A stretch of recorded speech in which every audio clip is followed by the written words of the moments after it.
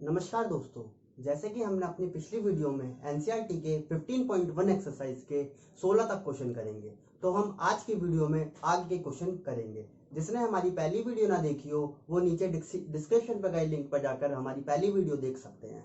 Question number 17 है। इसमें क्या बोला है?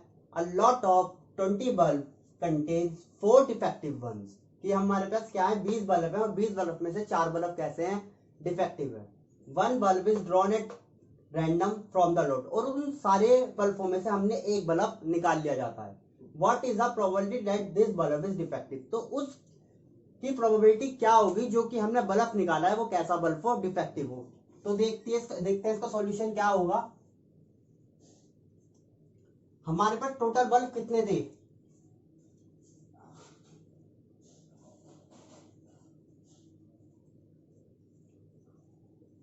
ट्वेंटी। और डिफेक्टिव बल्ब कितने थे?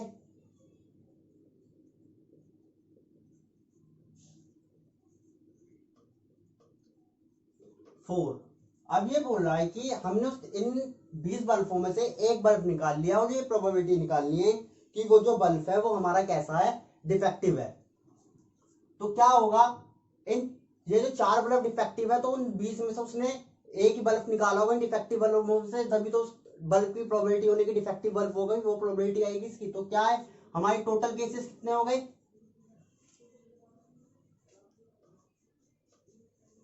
20। और हमारे फेवरेबल केसेस कितने हो गए?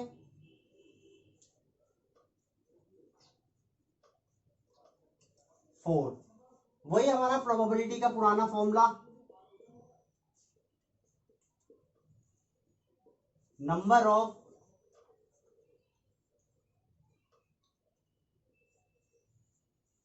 Favourable cases upon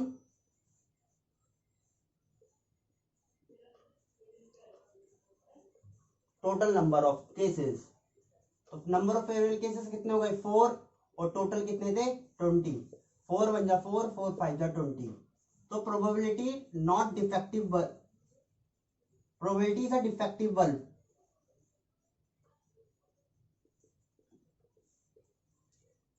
is equals to 1/5। तो वो बल्ब कैसा हो, डिफेक्टिव हो, तो उसकी प्रोबेबिलिटी क्या होगी? 1/5 होगी। तो वो हमारे नेक्स्ट पार्ट में क्या बोलता है ये, suppose the bulb is drawn is not defective. अब उसमें से हमने एक बल्ब निकाल लिया और वो बल्ब कैसा है कि डिफेक्टिव नहीं है, इज नॉट रिप्लेस्ड। और निकालने के बाद उसको दोबारा उसमें नहीं रख दिया जाता है। तो क्या थे हमारे पहले टोटल 20 बल्ब थे, लेकिन इसने क्या करा, इस 20 बल्ब में से एक बल्ब माइनस कर दिया जो कैसा था, नॉट डिफेक्टिव। तो टोटल बल्ब हम पे कितने रह गए? अब टोटल बल्ब हम पे बचे 19। अब आगे क्या बोलता है, now one bulb is drawn at random. अब इस 19 बल्बों में से हमने क्या किया, एक बल्ब और निकाल लिया। तो what is a probability that bulb is not defective? तो उसकी प्रोबेबिलिटी क्या होगी कि बल्ब डिफेक्टिव नहीं था। अब हम पे पहले बल्ब कितने डिफेक्टिव थे?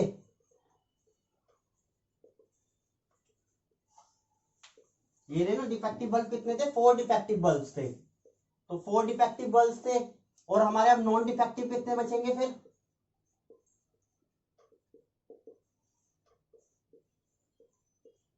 19 माइनस 4 इक्वल्स टू 15।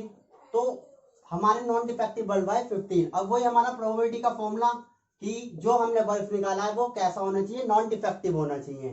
पुराना फॉर्मूला वही, number of favourable cases upon total number of cases. तो फेवरेबल केसेस भी तो हमारी यही बन गए, नॉन डिफेक्टिव। तो इसलिए नंबर ऑफ फेवरेबल केसेस कितने हो गए? 15। और टोटल कितने थे हमारे? 19। तो वो बल्ब जो हमारा नॉन डिफेक्टिव होगा उसकी प्रोबेबिलिटी क्या होगी? 15/19। तो हम बढ़ते हैं अब अपने अगले क्वेश्चन पर, क्वेश्चन नंबर 18 पर। क्वेश्चन नंबर 18 में हमें क्या गिवन है, a box contain 19 disc which are numbered from 1 to 90। If one disc is drawn at random from the box, find that the probability that it's bear number first part a 2-digit number second part a perfect square number third part a number divisible by 5। तो क्या बोल रहा है इस question के अंदर कि हम पे एक बॉक्स है और उस बॉक्स के अंदर क्या रखा हुआ है, 19 डिस्क रखी हुई है और उन 90 की 90 डिस्कों पर हमने क्या कर दिया, नंबर डाल दिए 1 2 3। पहली डिस्क पे 1, दूसरी पे 2, तीसरी पे 3, फिर चौथी पे 4। तो ऐसे हमने क्या करा है, 90 तक उस पर नंबर लिखकर और एक बॉक्स के अंदर हमने क्या कर दिया, डाल दिया। तो उसके अंदर से हमने क्या करा, एक डिस्क निकाली और उसकी हमें प्रोबेबिलिटी निकालनी है। जो हमने वो डिस्क निकाली है वो कैसा होगा, डिस्क पे ऊपर 2 डिजिट नंबर लिखा होगा, या वो डिस्क निकालनी है जिस पर क्या लिखा होगा, वो परफेक्ट स्क्वायर नंबर लिखा हुआ होगा, या वो डिस्क निकालनी है उस पर क्या नंबर लिखा हुआ होगा, डिविजल बाय 5 लिखा होगा। चलिए हम इसका देखते हैं फर्स्ट पार्ट। फर्स्ट पार्ट में बोल रहा है अ 2 डिजिट नंबर। पहले तो हमें ये पता होना चाहिए कि टोटल हमारे नंबर कितने हो गए, 1 to 90। तो इसका मतलब टोटल नंबर ऑफ केसेस भी कितने हो गए, 90।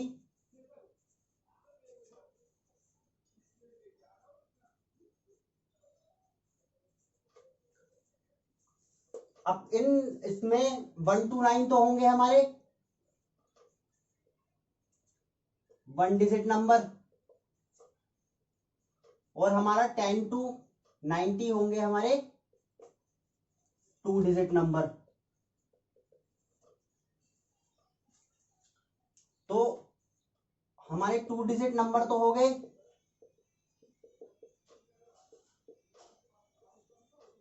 10 to 91 इज इक्वल टू 81।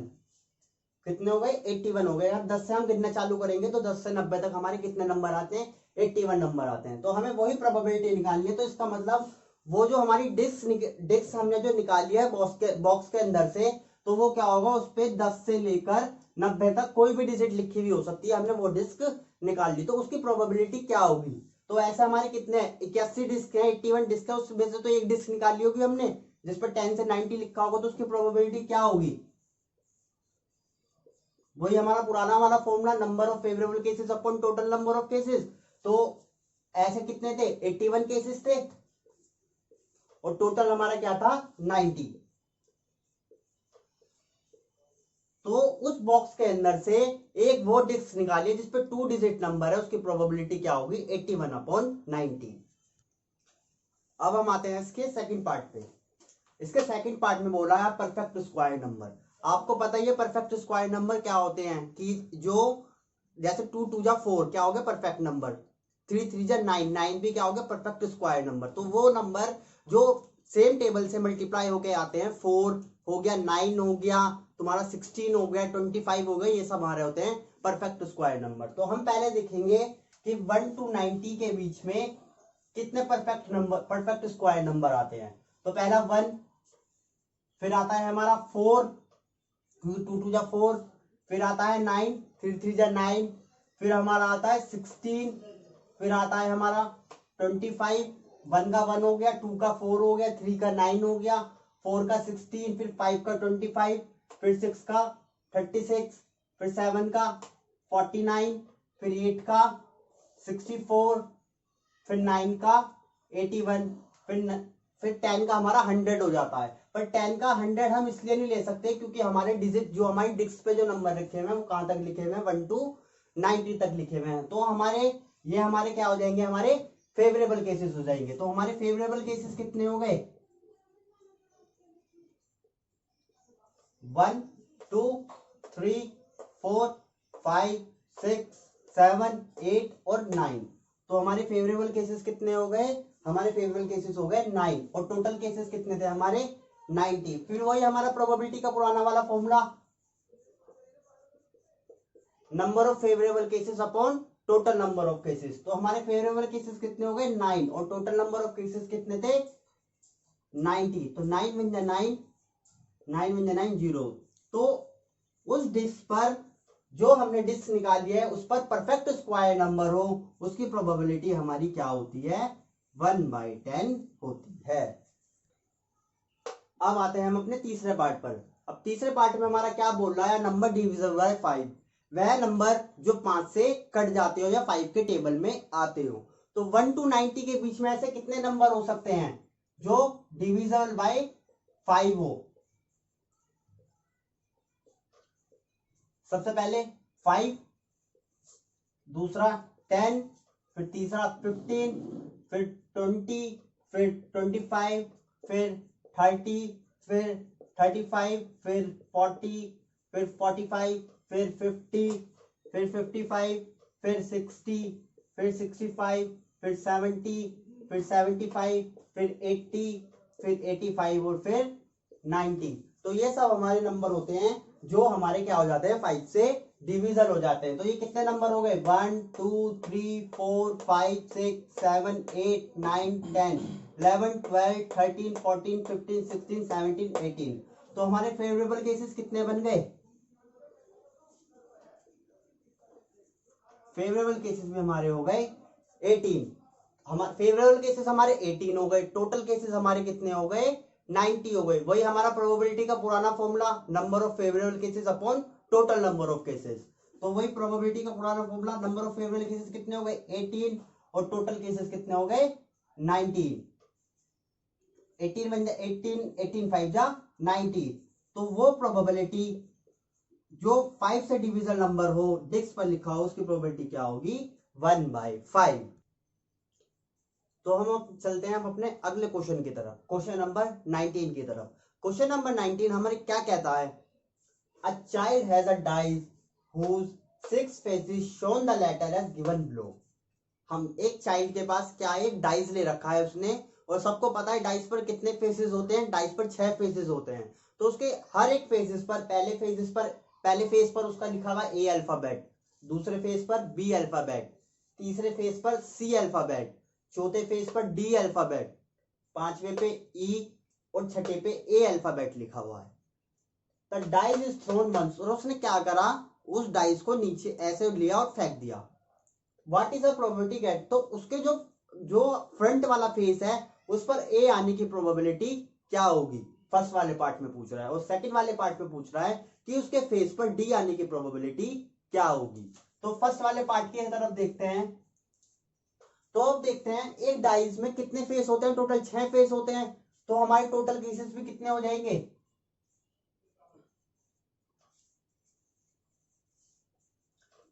1 2 3 4 5 6। तो टोटल केसेस भी हमारे कितने हो गए 6 हो गए। अब वो कह रहा है कि ए आने की प्रोबेबिलिटी क्या होगी।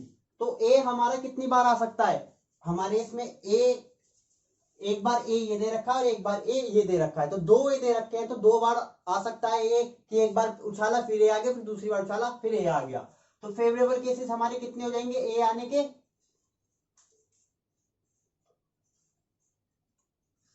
2। हम प्रोबेबिलिटी का वही हमारा पुराना formula, number of favourable cases upon total number of cases. तो probability of A on dice is equal to 2/6। तो 2 1 या 2 2 3 या 6। तो प्रोबेबिलिटी ए आने की उस डाइस के फेस पर कितनी होगी 1/3 होगी। अब हम आते हैं अपने नेक्स्ट पार्ट की तरफ। नेक्स्ट पार्ट पूछ रहा है वो डी। अब हम आप देखो कि उसका जो डाइस था, उसके डाइस पर डी कितनी बार लिखा हुआ था, सिर्फ एक ही फेस पर डी लिखा हुआ था। तो मतलब कि एक ही चांस होगा ऐसा कि फ्रंट फेस पर क्या आ जाए डी आ जाए। तो हमारा सेकंड पार्ट, तो फेवरेबल केसेस का कितना बन जाएगा सेकंड वाले पार्ट का, सेकंड वाले पार्ट के फेवरेबल केसेस भी हमारे कितने बनेंगे 1। वही प्रोबेबिलिटी का पुराना फॉर्मूला कि number of favourable cases upon total number of cases. तो हमारा फेवरेबल केसेस कितना हो गया 1 और टोटल नंबर ऑफ केसेस कितना हो गए 6। तो उसके डाइस पर डी आने की प्रोबेबिलिटी क्या होगी 1/6। तो अब चलते हैं हम अपने अगले क्वेश्चन की तरफ, क्वेश्चन नंबर 20 पर। ये हमारा बहुत ज्यादा इंपॉर्टेंट क्वेश्चन है और ये ज्यादातर बोर्ड के एग्जाम में 3 नंबर में पूछ लिया जाता है क्वेश्चन। तो इसलिए इस क्वेश्चन को बिल्कुल ध्यान से करना। इस क्वेश्चन में क्या बोला है, suppose you drop a dice at random on a rectangular reason shown in the figure this, what is the probability that it will land inside the circle with the and the circle with the diameter 1 centimetre. क्या है, हम पर एक कोई कंचा मान लो, हम पे एक कंचा है या कुछ भी मान लो, कोई भी एक डाई, कोई भी ऑब्जेक्ट है, और ये हमारा क्या दे रखा है रेक्टेंगुलर रीजन दे रहा है। और रेक्टेंगुलर, और वो हमने वो जो कंचा है वो हमने क्या करा रेक्टेंगुलर रीजन पर छोड़ दिया। तो उसकी प्रोबेबिलिटी क्या होगी कि वो जो हमारा जो कंचा है वो हमारा इस सर्कल में आके रुके, इस सर्कल में आके रुके।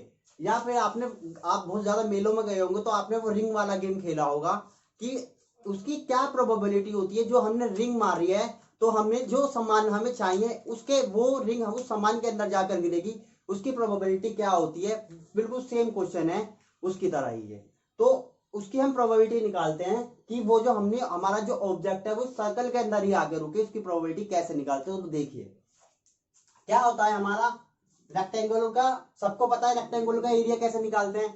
रेक्टेंगल का एरिया होता है लेंथ इनटू ब्रेड्थ, और जब हम मेंसुरेशन की वीडियो डालेंगे उसमें हम आपको अच्छे से समझा देंगे कि एरिया ऑफ रेक्टेंगल क्या होता है। तो हमारा एरिया ऑफ रेक्टेंगल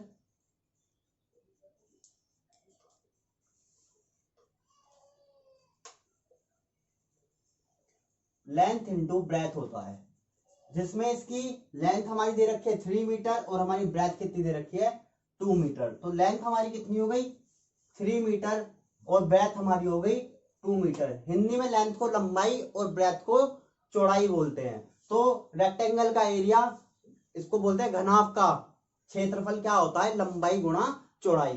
तो कितना हो गया 3 metre into 2 metre is equal to 6 metre square. तो हमारा क्या हो गया इस वाले रेक्टेंगल का एरिया क्या हो गया हमारा 6 मीटर स्क्वायर। ऐसे हम निकालते हैं एरिया ऑफ अ सर्कल।